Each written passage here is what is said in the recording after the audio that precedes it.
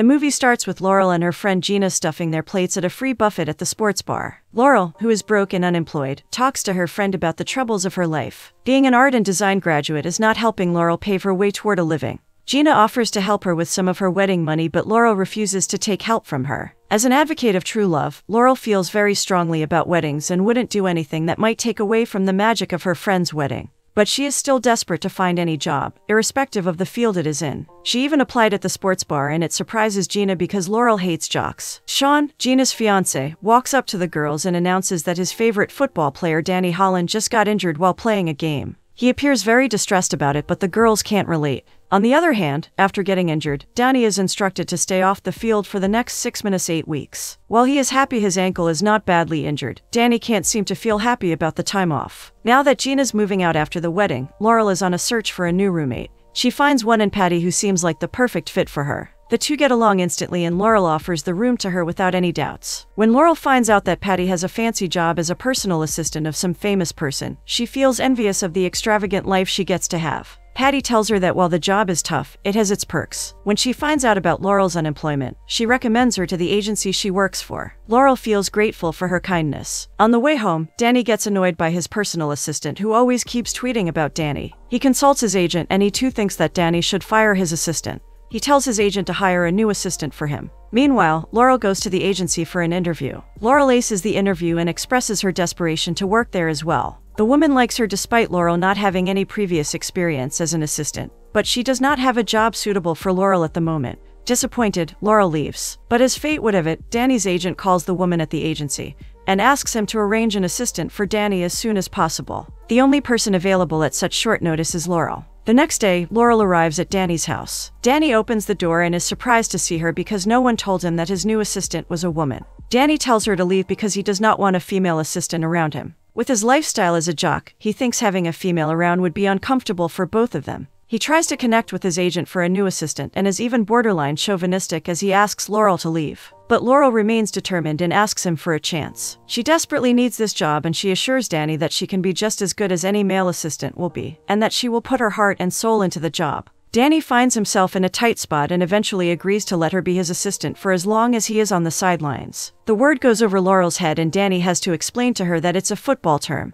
He is not exactly psyched to find out his new assistant does not know anything about football. But Laurel is just relieved to still have a job, even if it's on a trial basis. The two head to Danny's book signing, where Laurel struggles to get her job right, and though Danny tolerates her, he already regrets his decision to let her stay. Later at his photo shoot, Danny faces more trouble with Laurel, who is too late to bring him lunch. When asked to bring his jersey from the rack, Laurel brings another player's jersey. This makes Danny even more annoyed. While she is in crisis, Patty arrives and helps Laurel. Laurel is relieved to see Patty there and finds out that the model with Danny is Patty's boss. In an accident, Hunter's dress gets stuck in the fan and a crisis occurs. But this is one crisis Laurel is confident about solving, seeing as this is her area of expertise. Danny warns her that she shouldn't get involved lest there's another fumble, but Laurel's got this. She efficiently manages to fix Hunter's ruined dress and the shoot resumes. The photographer is immensely grateful to her, and though Danny does not let it show, he too is impressed by Laurel's talents. And so is Patty. She thinks Laurel will be a handy roommate to have around, especially since they'd be seeing more of each other now that their bosses are dating.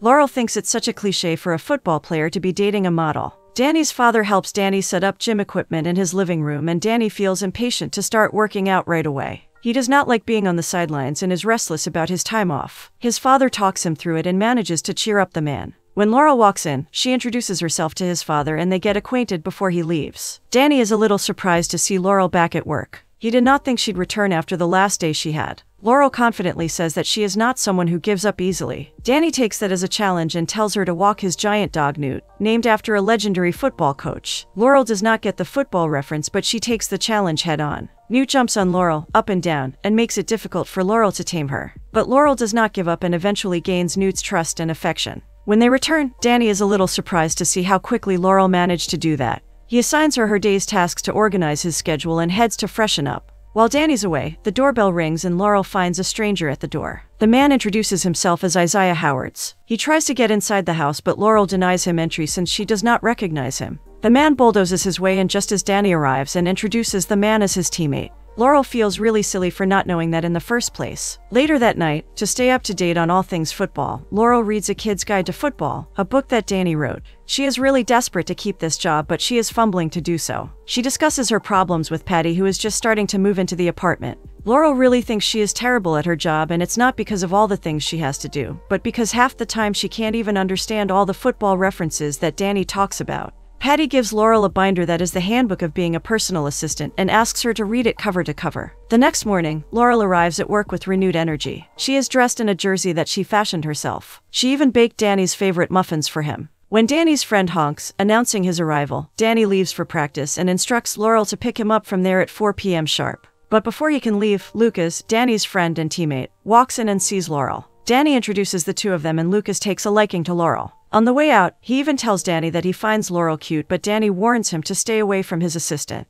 Later in the day, Danny's mom Julie and sister Ava show up at his door. At first, Laurel refuses them entry, thinking that they are fans, but as she realizes who they are, she lets them in. Julie is there to drop off Danny's favorite dish and the guest list for the party that Danny will be throwing for his parents' 35th anniversary. Laurel will obviously have to take care of those arrangements as Danny's assistant. Hearing that his parents have been married for 35 years, Laurel congratulates Julie. She wishes her parents had been that lucky in love, but they had divorced each other 6 years into their marriage. But that did not discourage Laurel. It instead turned her into a hopeless romantic. She is optimistic about finding long-lasting love one day. So is Ava, who gets emotional because she has had some bad luck with guys in the past. Laurel comforts her that she'll find love very soon as long as she does not give up. After the practice, Danny meets up with the boys while waiting for Laurel. Lucas teases him again about wanting to make a move on Laurel. When Laurel finally arrives, she meets the boys from Danny's team. One of them even compliments her handiwork with the jersey. Danny and Laurel arrive at the parking lot, and when he sees her car, Danny can't hide his excitement.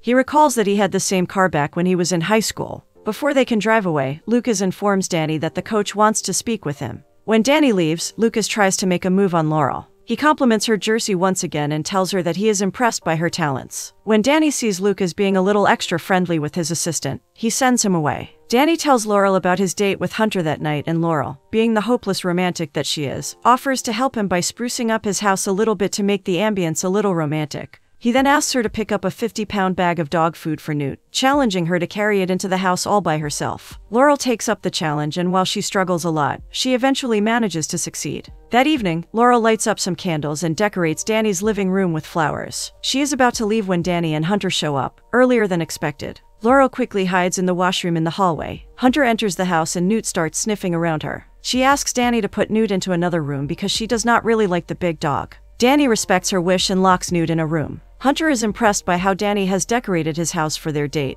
and that he remembered to do so with her favorite flowers. Meanwhile, Laurel stays hidden in the bathroom while waiting for an opportunity to leave. Then, Danny and Hunter take their date to the couch. They are about to get frisky, but Hunter can't stop being bothered by Newt, who is being more restless than usual. She ruins the moment for the two, and Hunter eventually decides to leave and come back some other day. Danny is disappointed and he lets Newt out of the room. The dog goes straight to the hallway washroom and starts sniffing the door. Danny suspects something unusual and opens the door, only to find Laurel there. She apologizes to Danny and feels responsible for ruining his evening. Danny does not dwell much on it and tells her that it's alright. He even compliments her for a job well done on decorating the place with candles and Hunter's favorite flowers. The two sit down and Laurel tells Danny about his mother's visit. They start talking about the party Danny is throwing for his parents, and Laurel tells him that it's really sweet of him to do that. Danny opens up to her about his parents' marriage and how he grew up in a house full of love. Laurel wishes that had been the case for her, but growing up, her parents always fought with each other. Danny sympathizes with her. He tells her that though he grew up around people who loved each other, he and his sister have always had trouble finding the kind of relationship their parents share, and so he never gets too serious with anyone. Laurel wonders how he will ever find love if he never gets serious, but Danny is not looking for love. The next day, Danny catches Laurel on a personal call while at work. Laurel tells him that it was his sister who had called and she was just cheering her up because she has had bad luck with finding love. She tells him that Ava only called to check up on him, and that annoys Danny. He just wants his family to stop peppering him with questions about his health all the time. Laurel thinks that's very ungrateful of him, but Danny reasons that he has been busier than ever with his book launch and physiotherapy. But Laurel just thinks those are excuses. Danny picks up a notebook from the table, thinking it's his playbook, but is surprised to see the fashion designs inside. He is impressed by Laurel's talents and finally makes the connection to how Laurel made that jersey. Just as he is leaving, Laurel gets a call from Danny, and he gets excited when he finds out it's for his dinner reservation with his idol. While finding a suitable time in Danny's schedule, He and Laurel have a small moment when he touches her shoulder. They recover from it quickly and pretend like everything's normal. Back at home, Laurel helps Gina with her wedding dress. Laurel tells her about Lucas, Danny's teammate, who she thinks wants to ask her out on a date. Gina encourages Laurel to go for it, but Laurel thinks that'll be unprofessional of her. It surprises Gina how well acquainted Laurel is with athletes now when she used to hate them before. Laurel tells her that she is starting to think there's another side to Danny and she might have been wrong about all jocks being bad boys. Meanwhile, Laurel also takes football lessons from Sean, who is a fanatic. The next day, when Nathan accidentally drops his phone under the sofa, he and Laurel try to retrieve it and end up getting very close to each other. Sparks fly between them, but they both squish the thought before it surfaces. Laurel also comes to Danny's rescue when he struggles with a phone interview about his book. While he is trying to talk about the book he wrote for the kids, the interviewer only wants to talk about Danny's love life. Laurel helps him give a perfect answer to the interviewer and Danny is relieved to be let off the hook.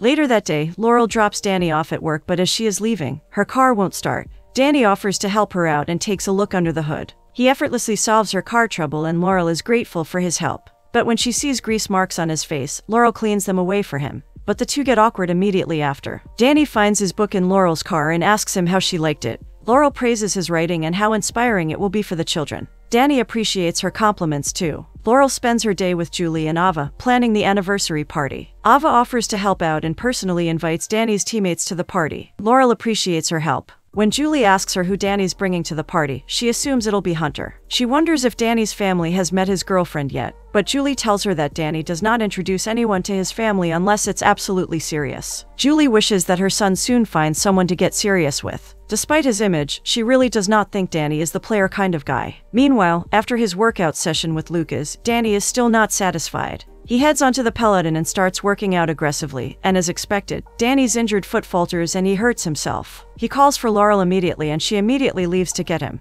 Laurel nervously waits for Danny in the locker room. When he comes back from his checkup, Danny excitedly tells her that the doctor cleared him and that there was no additional damage done. Laurel excitedly hugs him. But Danny feels a little ashamed about how he almost ruined his career by going too hard. He asks Laurel if they can keep this a secret between them.